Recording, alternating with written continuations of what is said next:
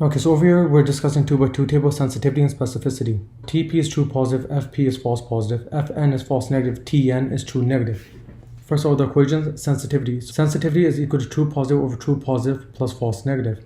Specificity is equal to true negative over true negative plus false positive. Sensitivity is calculating the true positive rate. So meaning sensitivity.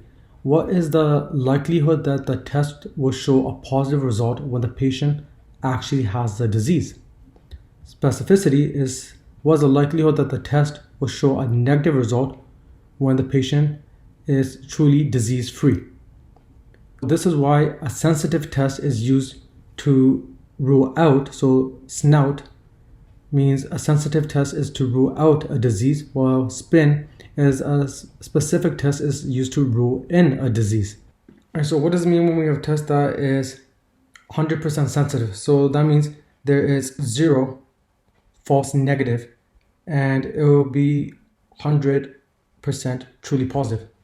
So sensitivity will be 100 over 100 plus 0, which equals 1. This means that if we use the test that is 100% sensitive, then the patient tests negative, then the results are truly negative, which is why that means the patient does not have the disease, and we could use a 100% sensitive test to rule out the disease. Now, specificity.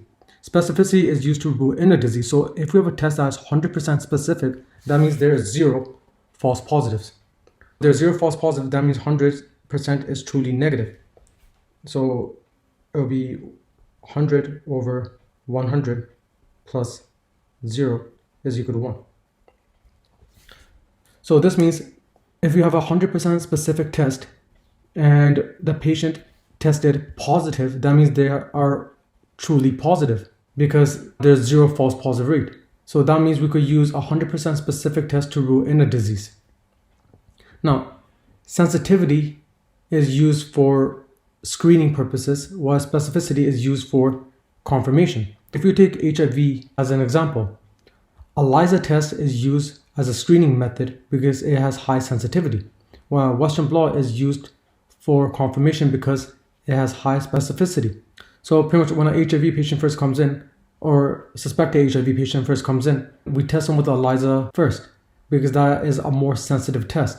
If the ELISA test shows that the test results are negative, that means that the patient will be truly negative. But if the patient tested positive, we're not sure if the patient is true positive or false positive, which is why we need to confirm now. And over here, we use Western blot. If the patient tests positive for Western blot, then we know that the positive results will be true positive and that the patient will actually have the disease, which is why specific tests are used for ruling in diseases.